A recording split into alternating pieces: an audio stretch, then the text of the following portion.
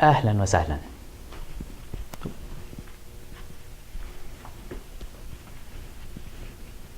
Let's try that again. أهلا وسهلا.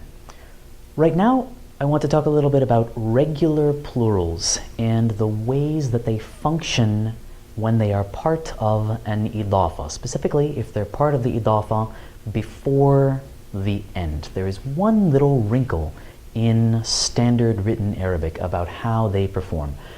This goes for the regular masculine plural that we get by adding un in the marfu'a case, or in mansub and majroor, as in teachers, mudarris, one, mudarrisun, or mudarrisi, etc. And also for the plurals in Arabic. We can add either an or ayn to the end of a word to talk about exactly two of them. So precisely two teachers would be mudarrisan or mudarrisain, depending on the case in formal Arabic. And that's one of those instances where we're going to see the change in the actual written letters, not just the i'rab at the end of dhamma or fatha or kasra, etc. When we have a word that is made dual or plural with one or the other of these structures in an idafa before the end, or if we have a word made plural or dual with one of these structures that has a pronoun suffix attached to it, my two books, his two dogs, etc., then we need to drop the nun. Again, this is in formal Arabic. In colloquial speech, we're probably just going to leave the nun there. Kitabaini, that's appropriate. But in writing, it is considered incorrect. So, a couple of examples to illustrate the point. If I wanted to say, I spoke with the employees of the company, I would say this, or write this.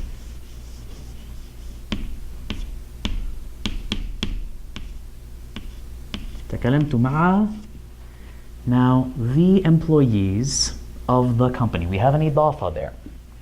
And I have a preposition, so employees is going to be majroor because of that preposition. So it could be tempting to write موظفين الشركة, but I need to drop that noon. So it's going to wind up like this.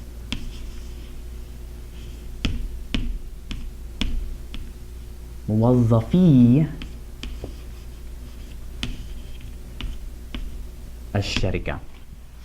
It looks a little silly if you don't know about this rule, but if you encounter that in a text, it's correct because this is an idafa, and because موظفين, which is what it would be, is not the last word of the idafa, we need to drop that noon.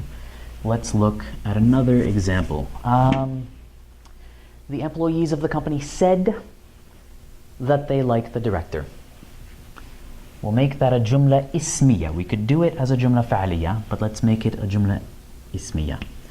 Muwazzaf. Now, the employees of the company, here, the plural of muwazzaf is going to be marfu'a, so I'm going to add that waw noon at the end, or I would. Muwazzafun. It's tempting to leave it there, but because I know that I have an idafa,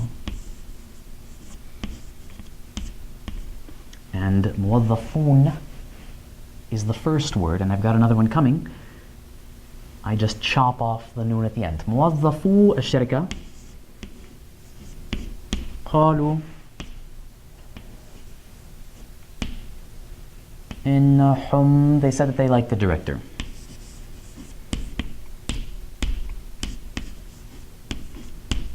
يحبون المدير. Now, we could make this a jumla fa'liya. In fact, we could argue that it would be more elegant, more Arabic style that way. in which case we would put the verb first. And because the verb comes first and we haven't mentioned the subject yet, it would be singular. قال موظفو الشركة, etc. Either way would be fine. Now, if we wanted to say that in my interviews, in my muqabalat with the employees of the company, 2 employees of the company said that the director is a dope. They don't like him. They disagree with the rest of these folks. We could phrase it this way. Muwazzaf, exactly 2. And let's assume that they are male or a mixed group. Well, it's marfu'a, so I'm going to go with the alif noon ending. Muwazzafan, but I want to say that 2 employees of the company, so I'm going to get rid of that noon once more and say muwazzafa الشركة. قال, they said, the 2 of them, إن المدير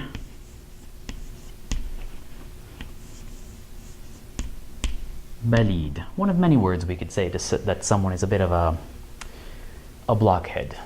موظفا الشركة قال إن المدير بليد.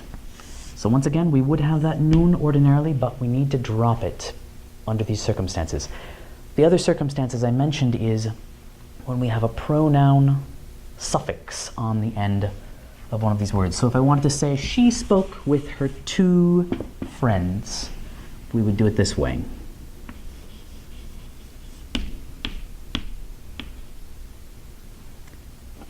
I'm going to start that sentence over here. تكلمت مع. Now, if I were going to say 2 friends, ordinarily, outside of the context of this sentence, it would be صديقين. We're assuming these are grammatically masculine friends. صديقين, but I'm adding this ha to the end of it. So what I need to do is drop that noon, and it turns into